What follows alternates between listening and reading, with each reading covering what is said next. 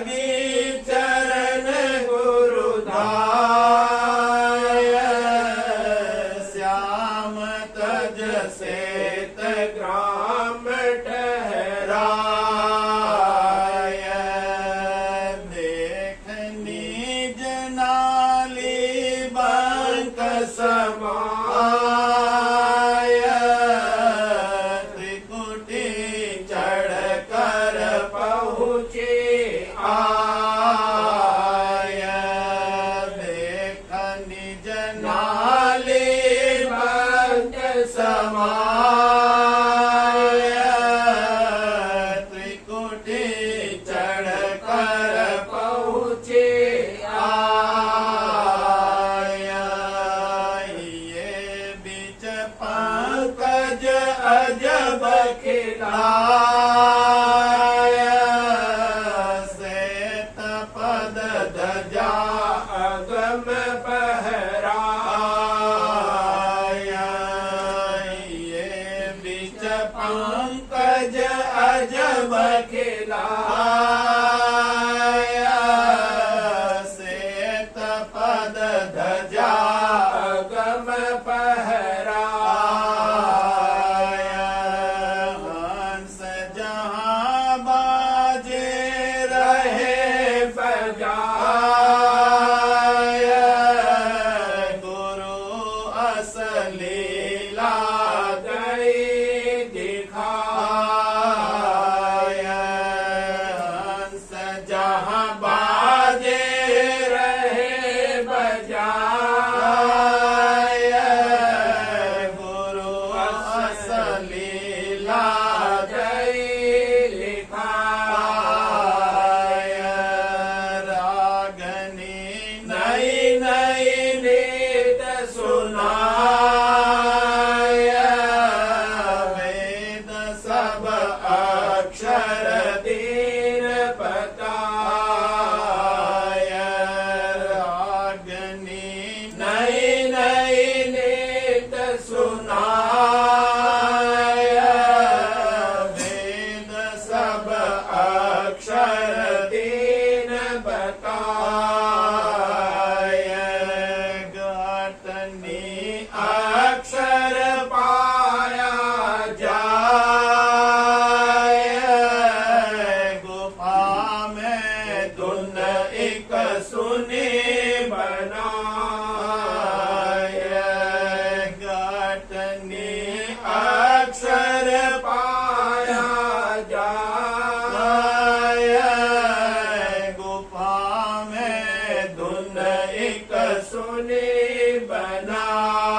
बनाय पदम सत निरखा भर मन साय बिन धुन पाई सूरत लगाय पदम सत निरखा भर मन साय बिन धुन पाई सूरत लगाय अलख और अगम रहा दरसाय परे तिस राधा स्वामी धाम मिलाय अलख और अगम रहा दरसाय परे तिस राधा स्वामी धाम मिलाय जहाँ अब आरत साज सजाय लिए मैं राधा स्वामी खूब रिझाय जहाँ अब आरत साज सजाय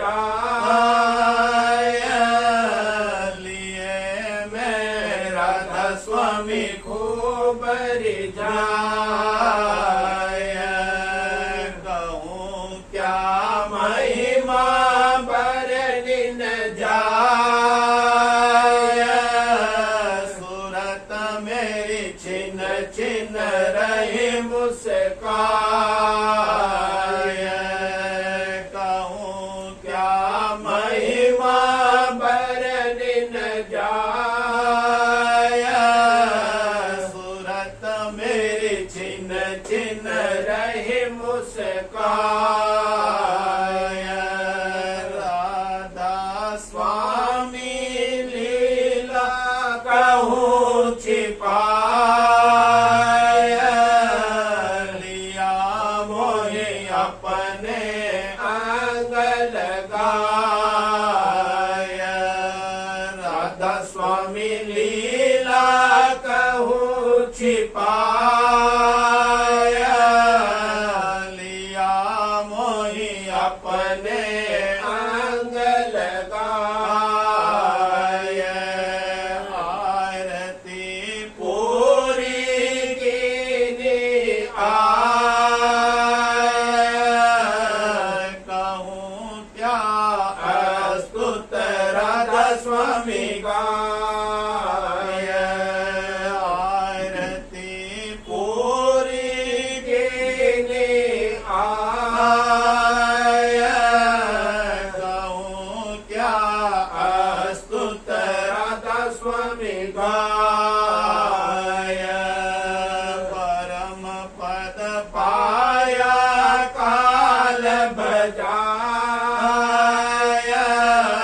वेद भी रहा बहुत शरमाय। परम पद पाया काल बजाय, वेद भी रहा बहुत शरमाय।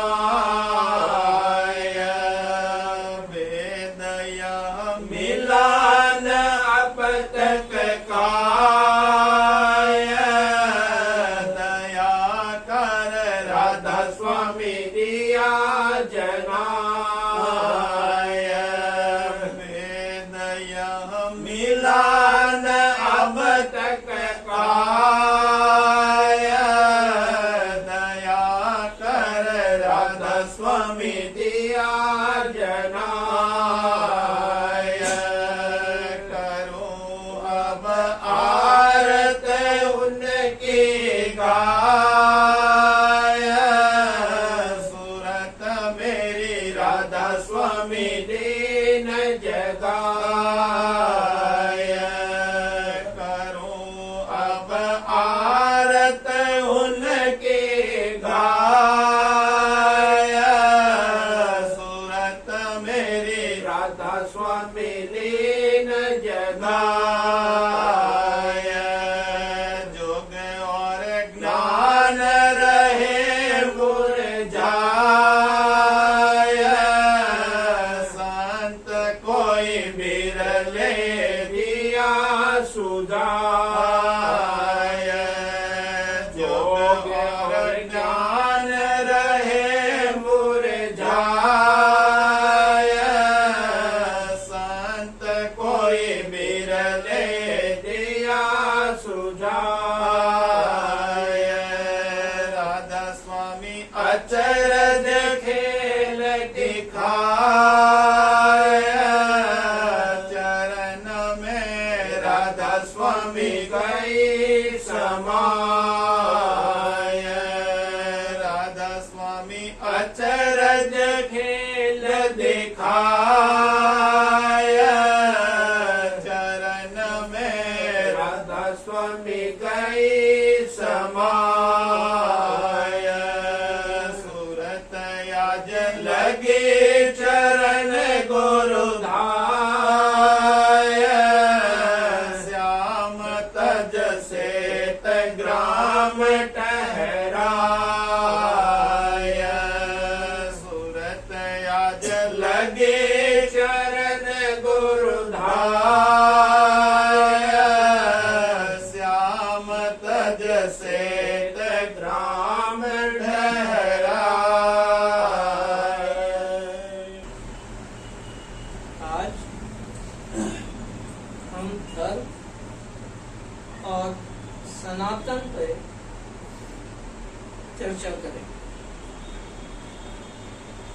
धर्म वो नहीं जो हम संसार में देखते हैं,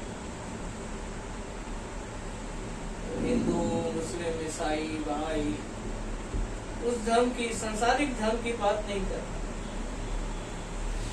मानव धर्म, मनुष्य का धर्म, जो मनुष्य जन्म मिला है उस मनुष्य जन्म से संबंधित धर्म और सनातन, इस विषय पर चर्चा करें। धर्म का अर्थ होता है धारणीय, यानी धारण करने योग्य, जो हमें धारण करना चाहिए, वही धर्म। और जो हमको धारण नहीं करना चाहिए वही अधर्म।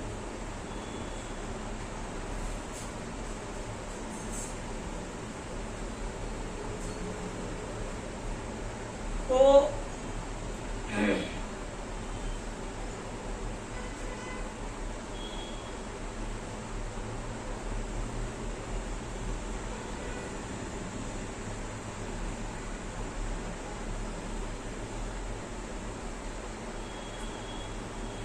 संसार में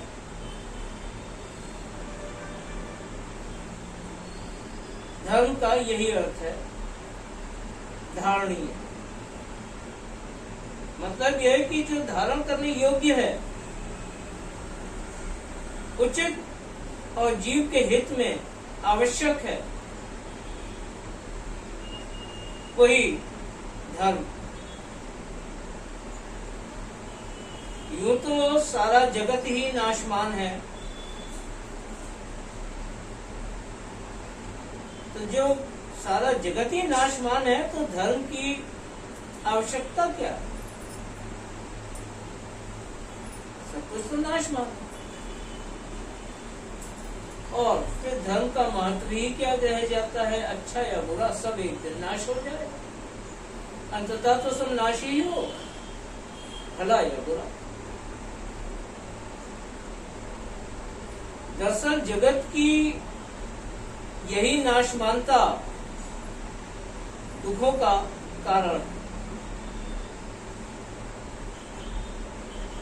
संसार में हर धर्म की उत्पत्ति दुखों के निवारण और सुखों की साधन के रूप में ही हुई है।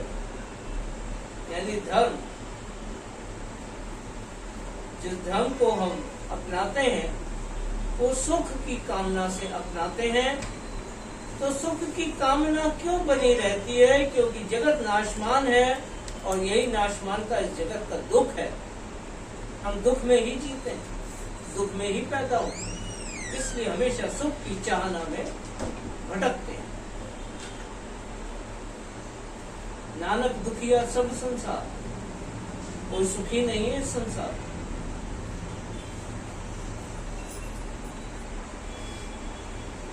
हमें दूसरा व्यक्ति अगर सुखी दिखता है तो सिर्फ इस मायने में कि जो मुझे उपलब्ध नहीं है वो उसे उपलब्ध है, तो मुझे लगता है वो सुखी।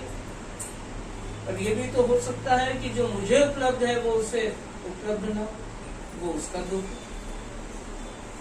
तो नानक दुखिया सब संसार।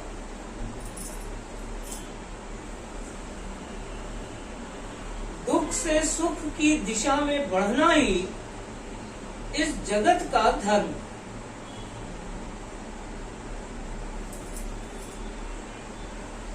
पहले जीव भौतिक कामनाएं करता है और जब कामनाएं पूरी हो जाती हैं तो लालसाएं बढ़ने लगती हैं। पहले तो कामना करी मोटरसाइकिल मिल जाए, कामना पूरी हो गई, मोटरसाइकिल मिल गई, अब लालसाएं बढ़ रही हैं। यहाँ घूम आऊं, वहां घूम आऊं, ये चला जाऊं, वो चला जाऊं, स्टंट कर लूं, लालसाएं बढ़ती हैं। फिर लालसाएं भी जब पूरी हो जाती हैं तो वासनाएं अपना सर उठाने लगती हैं।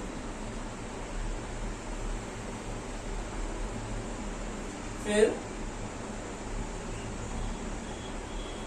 जब लालसाएं पूरी हो जाती हैं तो वासनाएं अपना सर उठाने लगती हैं कि अब इसका उपयोग करके लाभ प्राप्त।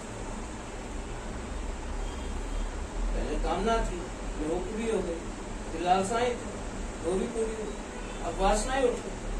वासनाएं यानी अब इसका उपयोग करके मैं कैसे कैसे लाभ प्राप्त करूं।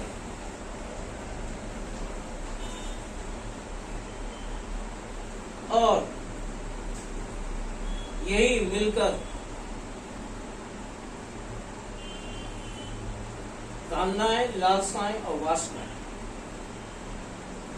जीव के अंत का कारण बन जाती।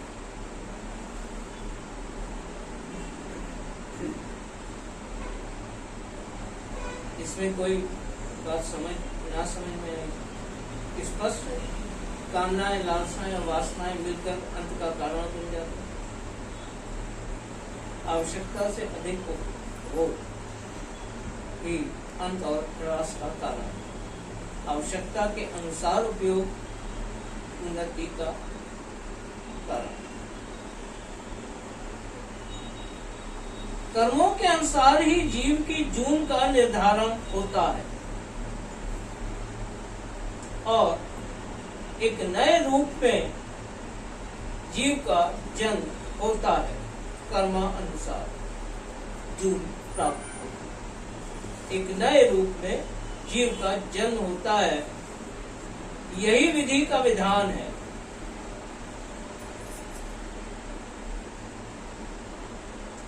इसी कारण विधि के विधान के अनुसार जो बंधन है,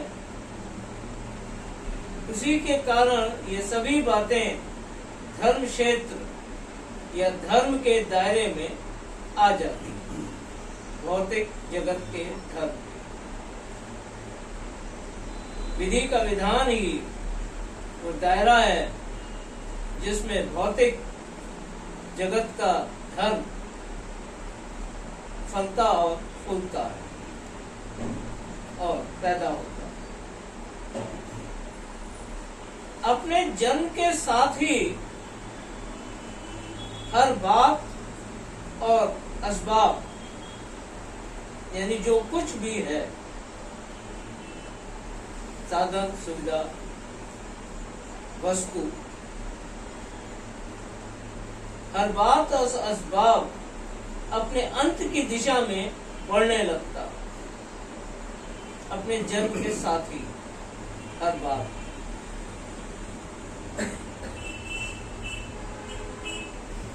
सुनते हैं ना, बंद मुट्ठी लाख की, खुली तो फिर खाक की।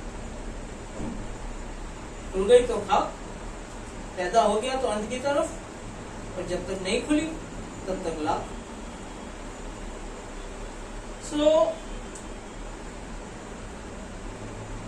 इस तरह अपने जन्म के साथ ही हर बात और असबाब अपने अंत की दिशा में बढ़ने लगता है और अपनी उत्पत्ति के साथ ही संसार का हर धर्म अपनी अवनति की दिशा में बढ़ता जाता है।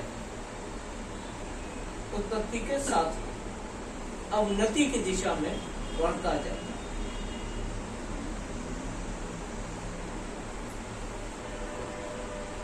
सतयुग का धर्म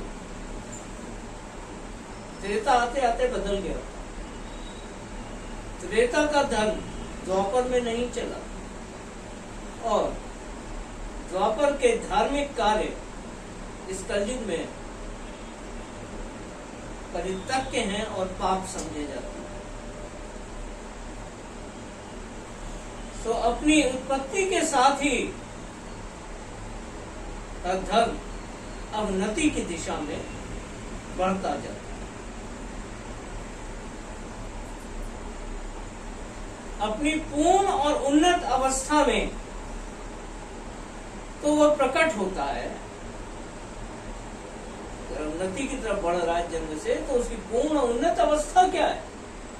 धर्म की पूर्ण और उन्नत अवस्था वही है जिस रूप में वो जन्म लेता है। उसके बाद तो अवनति ही है।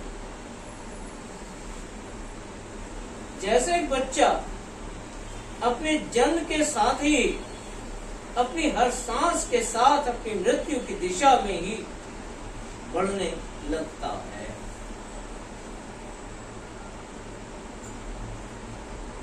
अब उसका जन्म हो गया, अब इस जीवन में जन्म नहीं होगा, इस जीवन में तो मृत्यु ही मिलेगी। हर सांस के साथ अपनी मृत्यु की तरफ ही बढ़ता है।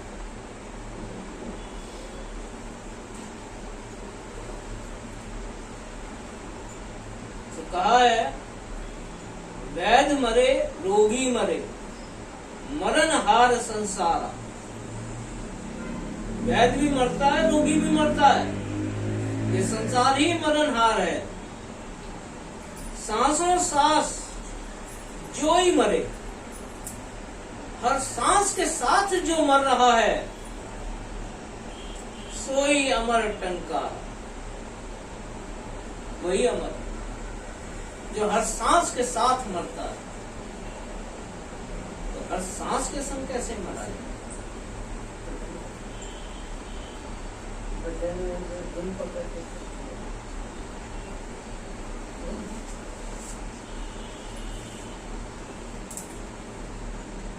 मालिक कहते हैं कि नाम का ऐसा अभ्यास करो कि चलते फिरते नाम ना भूले।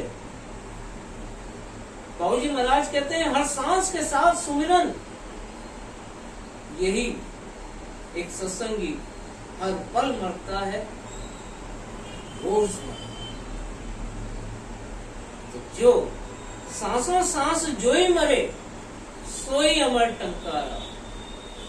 तो वो कभी मृत्यु के ग्रास नहीं बनता, मृत्यु के गाल में नहीं समाता, क्योंकि वो तो रोज मरकर जीता। कि मर के जीना ही राधा स्वामी मत का संदेश है, आधार है और करनी है और परिणाम। सत्संगी रोज मरता है, रोज मृत्यु के घाट पे जाता है और रोज आता है। सो जब जगत में मृत्यु आती है तो मात्र देह छूट जाती है, कपड़ा खोल उतर जाता, जीव थोड़ी मरता। वो तो इस नश्वर जगत को छोड़ के अमरता और अजरता के देश में कदम रखते। यही राधा स्वामी मत का अभ्यास, जिसका वो जीवन भर अभ्यास करता। इस एक सत्संगी के लिए मृत्यु एक बड़ी खुशी का अवसर है। जब एक सत्संगी की दैहिक मृत्यु होती है तो संगत को चाहिए कि खुशी मनाए कि वो अपने घर चला गया, मैं अभी यहीं बैठा।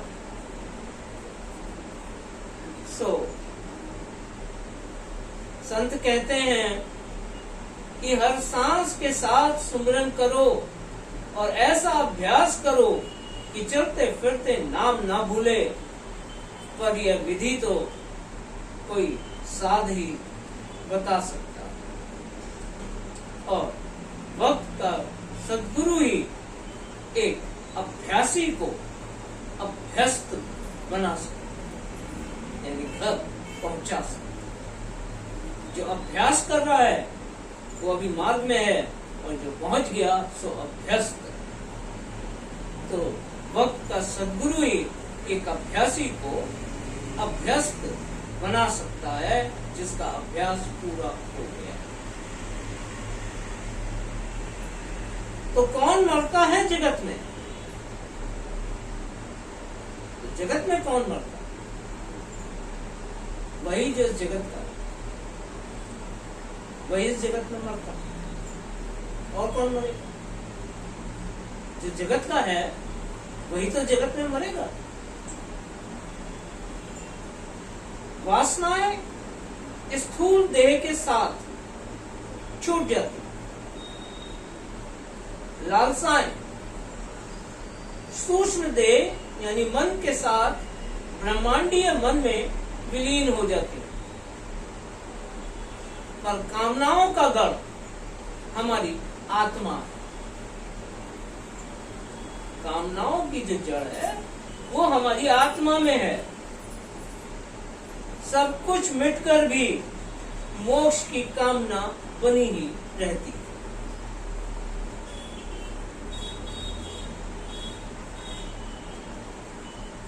आत्मा की यही कामनाएं, लालसाएं और वासनाएं बनकर,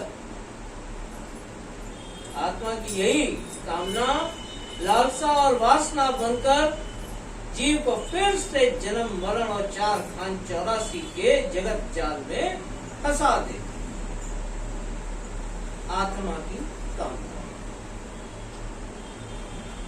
कामना कैसे पूरी होगी? लालसा तो, लालसा पूरी होगी तो परिणाम क्या? वासना। और यही कर्मों का जाल, कर्मानुसार जीव के रूप बदलता रहता है, जगत में मरता रहता है, पैदा होता रहता है। कीचड़ का कीड़ा बुलबुले बनकर पैदा होता है, फूट के उसी कीचड़ में मिल जाता है। जैसे कीचड़ में बुलबुले पैदा होते हैं, गैस बनती है कर्मानुसार, जैसा कर्म वैसा बुलबुला। और जब तक गैस काम कर रही है, बुलबुला है, गैस खत्म, बुलबुला फूट के फिर क्या मिला? वही कीचड़। यही जगत में काल और माया का जाल है, इससे बाहर नहीं आ सकते। पर यदि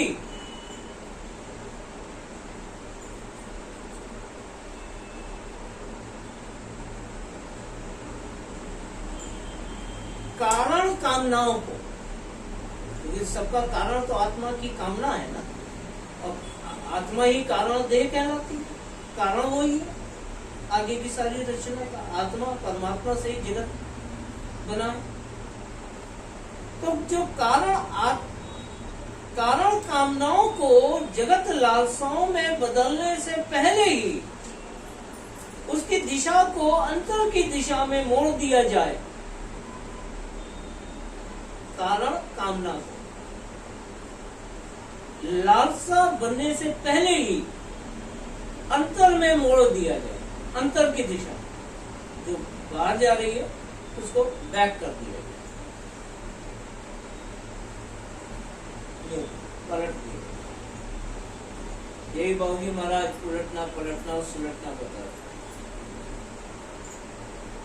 तो लालसाओं में बदलने से पहले ही उनकी दिशा को अंतर की दिशा में मोड़ दिया जाए तो कामना कर्मणा बन जाती है। कामना कर्मणा बन जाती है। यही कर्मणा का क्या अर्थ? यानी उचित परिणाम देने योग्य कर्म। उचित, अच्छा बुरा नहीं कहना, व्यवस्था के अनुसार उचित। जिस व्यवस्था में रूहानी, ब्रह्मांडीय और पिंडीय व्यवस्था में जीव का जन्म हो रहा है, उस व्यवस्था के अनुसार जो उचित है वही कर्मणा। आता ना मनसा वाचा कर्मणा।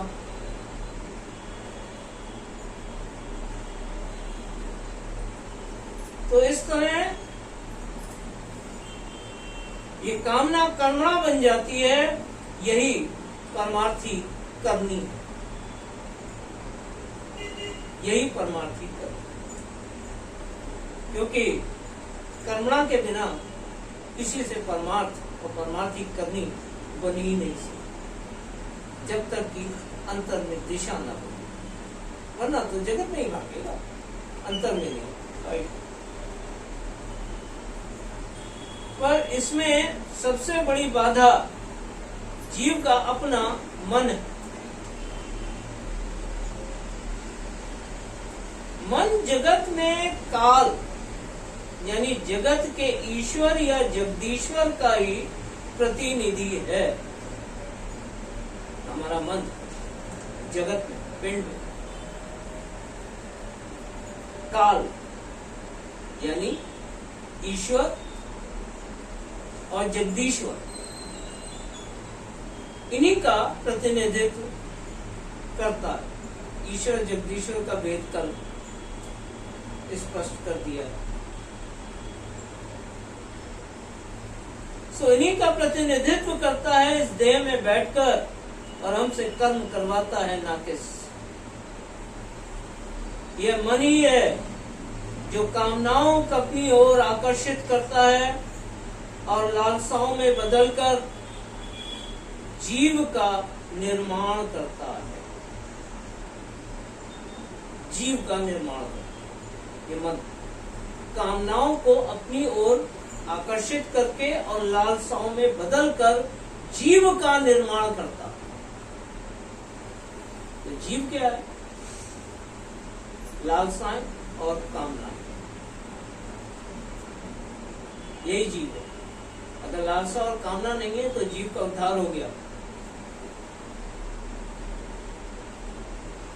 सूरत की मुक्ति होती है, जीव का उद्धार होता है। जीवात्मा का उद्धार होता है, सूरत की मुक्ति। उद्धार का मतलब मोक्ष। कलयुग में संभव नहीं है, सारे द्वार बंद है। पर जब शब्द अभ्यासी शब्द की धार पकड़कर धुंधार के आश्रय अंतर में बढ़ता है तो मोक्ष का घाट रास्ते में पीछे छूटे तो आगे निकलता। यही प्राण की धार और शब्द की धार का भेद है। तो पहले जीव का उद्धार होगा, तब सूरत मुक्ति के घाट पर। सो राधा स्वामी मत पहले जीव का उद्धार करता है, जो किसी भी मार्ग से अब कलयुग में संभव नहीं है।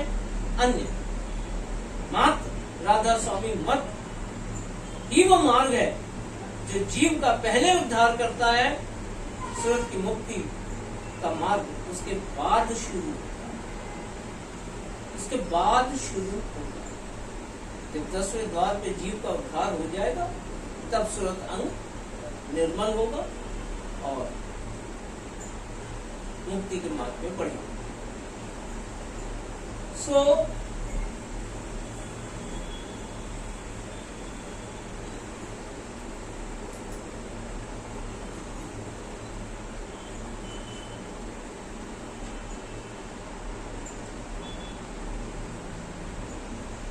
इस तरह जीव का निर्माण होता है। फिर लालसाओं की पूर्ति की चाह उठाकर, जिसे वासना कहते हैं, उसकी पूर्ति हेतु लक्ष्य से सूक्ष्म से स्थूल देह में परिवर्तित हो जाता है। थोड़ा कंफ्यूज, अब ध्यान से सुनो।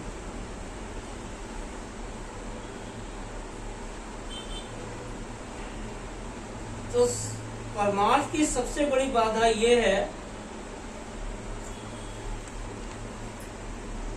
जीव का मन। मन से पकड़ के समझिए। मन जगत में काल यानी जगत के ईश्वर या जगदीश्वर का ही प्रतिनिधि है। ये मन ही है जो कामनाओं को अपनी ओर आकर्षित करता है और लालसाओं में बदलकर जीव का निर्माण करता है। जीव गठरी है लालसा और कामना। फिर जब जीव का निर्माण हो गया, लालसाओं की पूर्ति की चाह उठाकर, अभी तक कामना और लालसा थी, अब लालसा पूरी कैसे हो? तो उसके लिए तो साधन चाहिए। बिना साधन के लालसा कैसे पूरी? तो लालसा की पूर्ति की चाह ही वासना है। उसके पूर्ति हेतु सूक्ष्म से स्थूल देह में परिवर्तित हो जाता है। कौन? मन। मन ने कामनाओं और लालसाओं की पूर्ति हेतु जीव का निर्माण किया और जीव जो चाह उठाता है कि हाँ ये लालसा पूरी हो, यही वासना है, और इस वासना की पूर्ति हेतु मन पहले जीव यानी सूक्ष्म रूप और सूक्ष्म से उन वासनाओं की पूर्ति हेतु स्थूल रूप में परिवर्तित हो जाता है। यही देह। तो हमारा मन और देह दो एलिमेंट नहीं, एक ही। जैसे पानी और बर्फ एक ही है, एक तरल है, एक स्थूल।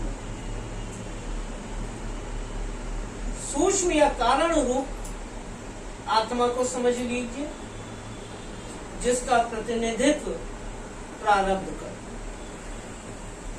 आत्मा पर प्रारब्ध का खोल चढ़ा होता है, उस प्रारब्ध के अनुसार ही मन का खाका तैयार होता है, उसी के अनुसार अंतःकरण का डिजाइन होता है, उसी डिजाइन के अनुसार कामनाएं और लालसाएं पैदा होती है और देह रूप में जन्म।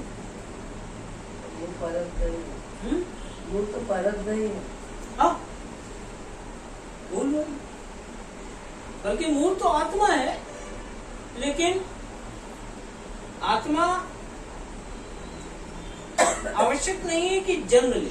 उसके पास दो रास्ते हैं, या तो जगत में जन्म या ब्रह्मांडीय चेतना में विलीन। दो रास्ते, या तो ब्रह्मांडीय मन में विलीन हो जाओ,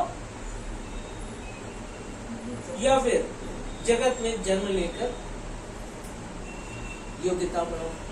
दो ही रास्ते। मिला था तो वहाँ काले कोठड़ी वाला वही क्या लगे क्या जो जिसको मोक्ष मिलता है, मोक्ष में काली कोठड़ी हो जाती है।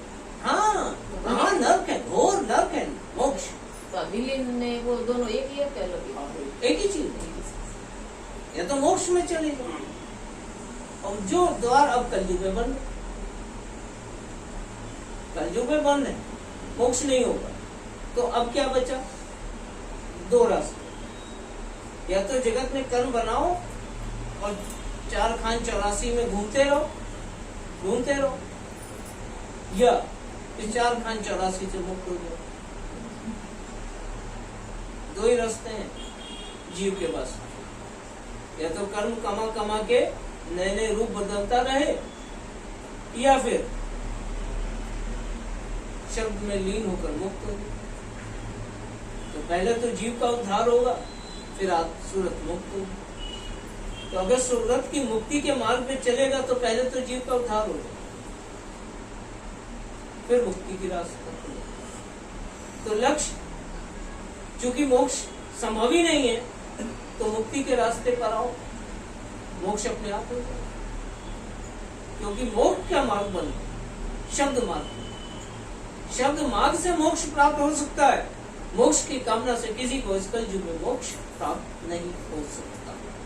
क्योंकि जो षट संपत्ति आवश्यक है, उसके योग्य न वातावरण है, न क्षमताएं हैं।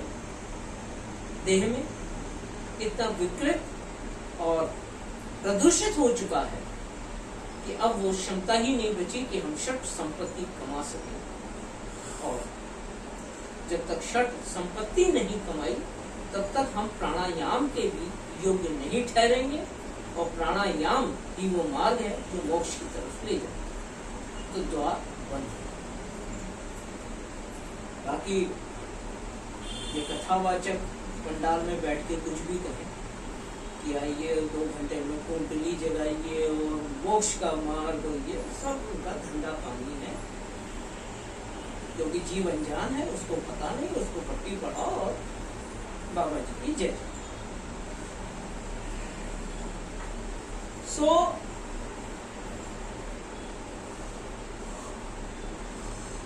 इस तरह हम समझ सकते हैं कि हमारा मन ही परमार्थ की राह में सबसे बड़ी बाधा है, जो कि जीव को उद्धार के मार्ग पर कभी बढ़ने नहीं देता, और जीव के उद्धार के बिना सुरत अंग बरामद हो नहीं सकता। बिल्कुल स्पष्ट। जीव के उद्धार के बिना सुरत अंग बरामद हो ही नहीं सकता। जब ये खोल उतरेगा जीव का, तब सुरत अंग बरामद। तो सुरत इस जगत में बरामद नहीं, 10वां द्वार पार करके ही बरामद। जीव का उद्धार हो जाता है तभी तब सुरत अंग बरामद होती है। हाँ, जगत में जागती जरूर, सुरत जागती है, एक्टिव हो जाती है, एक्टिव हो जाती है, पर बरामद वहां।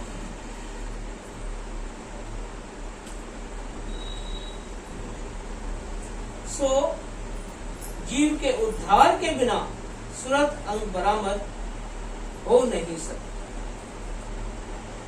तो इस मन का इलाज क्या है? इसकी चाबी क्या है? प्रारब्ध ही जीव के जन्म का कारण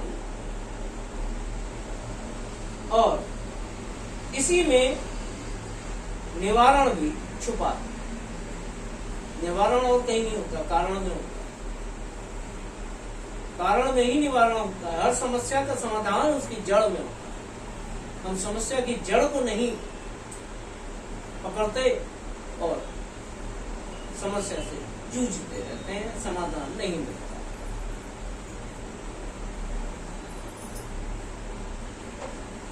जिसकी छाप प्रारब्ध की,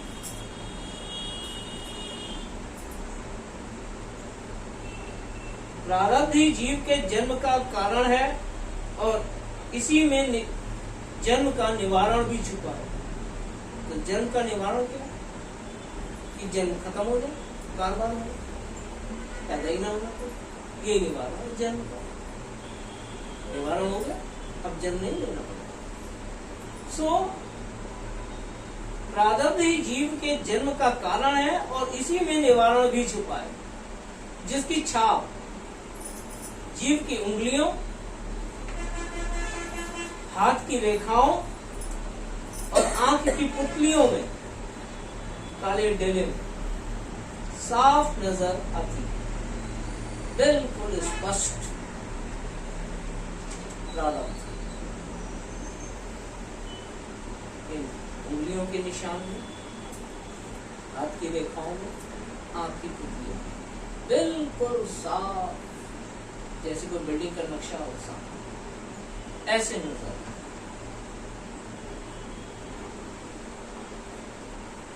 जीव अपने हाथ की रेखाओं को नहीं बदल सकता। रेखाओं को हम नहीं बदल सकते। चाहकर ये आयु इतनी है तो इतनी हो जाए, ये इतनी है तो और हो जाए, ये ज्यादा हो रही है कम हो जाए, हम नहीं कर सकते। पर आंखों की पुतलियों को उलटकर मन की दिशा को जरूर पलट सकता है। हाथ की रेखाएं प्रारब्ध नहीं बदल सकती, पर आंखों की पुतलियों को पलटकर मन की दिशा को जरूर बदल सकता है। मन की दिशा का पलटना ही प्रारब्ध के कटने की निशानी है। तो जब प्रारब्ध ही ना बचा तो कामना, लालसा, वासना, जन्म, मरण और 4 खान 84 का जाल भी दरक कर टूट जाता। ये प्रारब्ध ही नहीं बचा। प्रारब्ध के अनुसार ही तो ये सब कुछ। अब प्रारब्ध ही नहीं बचा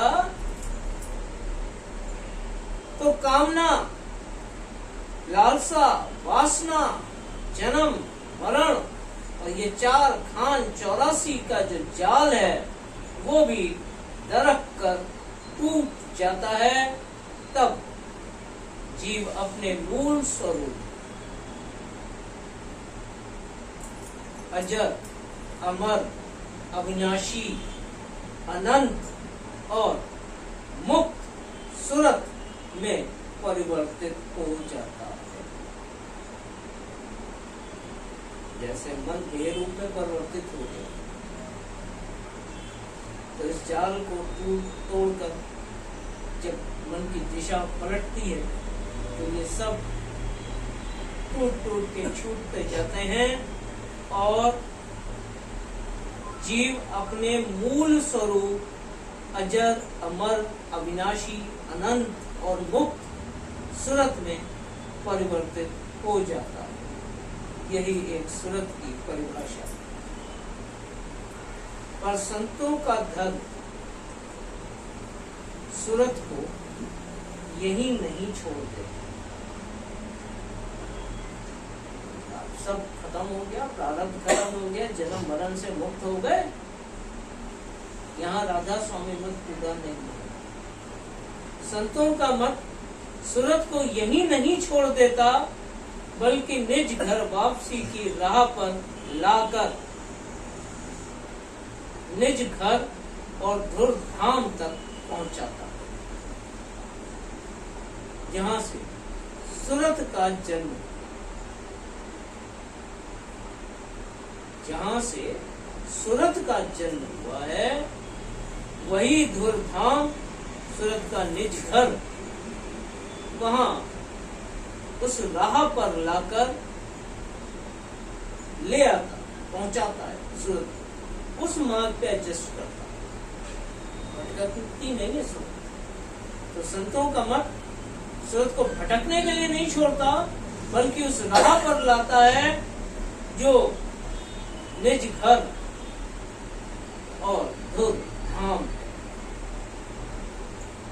जो सदा चैतन्य, अजर, अमर, अविनाशी और सत्य सनातन,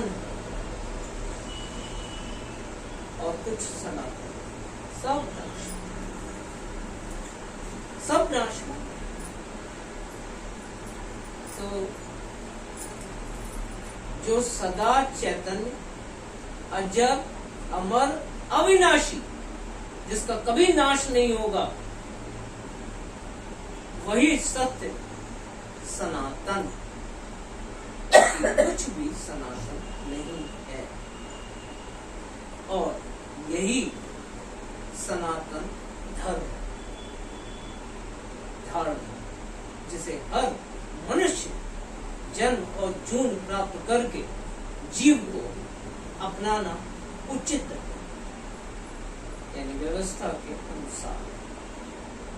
इसके सिवा जो किया सब अनुचित है। इसीलिए कहा कि जिसको जगत कामना मत, राधा स्वामी मत कहता है, उनको नहीं उपदेश हमारा जिनको जगत कामना मत, जगत की कामनाओं में फंसे और मारे गए, उनके वास्ते राधा स्वामी मत का उपदेश नहीं। राधा स्वामी मत वो नहीं है कि आ जाओ आ जाओ आ जाओ आ जाओ, है ना, कन्वर्ट हो जाओ, कन्वर्जन नहीं है राधा स्वामी मत। क्योंकि राधा स्वामी मत धर्म नहीं, सनातन। राधा स्वामी मत कोई धर्म नहीं है, तुम्हारा धर्म कुछ सनातन मार्ग पे आ, ये राधा स्वामी। तो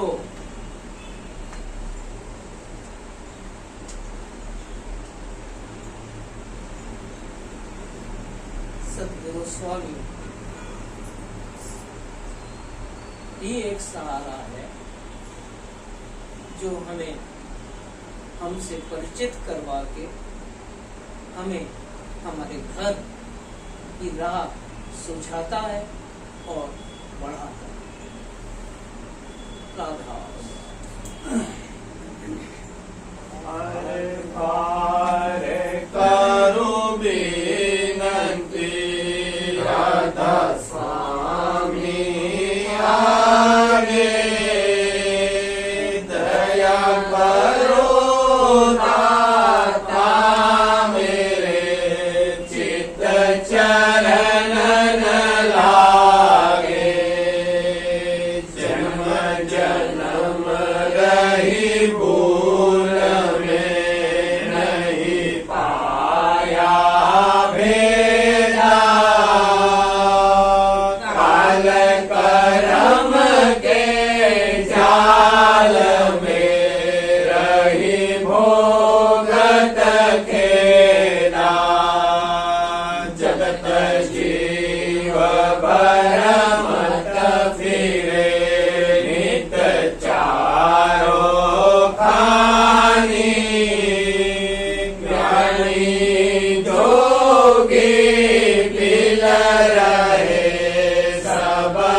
मन की घानी भाग जगा मेरा हालिका मिले सतगुरु आई राधा स्वामी धाम का मोहे भेद जनाई ऊंच से ऊंचा देश है वहाँ अधर ठिकानी बिना संत पावे नहीं सुत शब्द निशानी राधा स्वामी नाम की मोहि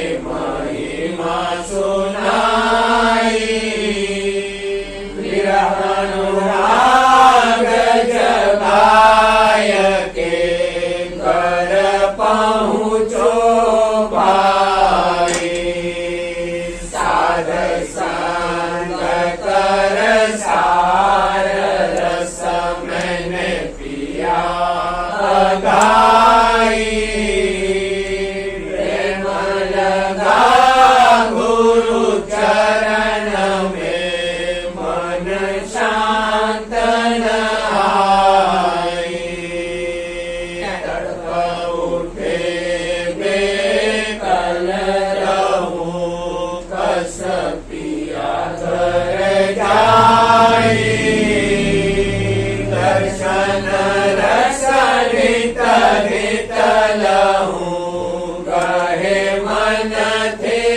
थिरताई सुरत चढ़े आकाश में करे शब्द विलासा धाम धाम निरखत चले पावे निज घर वासा यह आशा मेरे मन बसे रहे चित उदासा विनय सुनो कृपा करो दीजे चरण निवासा तुम बिन कोई समरथ नहीं दस मागो दाना प्रेम धार बरखा करो खोलो अमृत खाना दीन दयाल दया करो मेरे समरथ स्वामी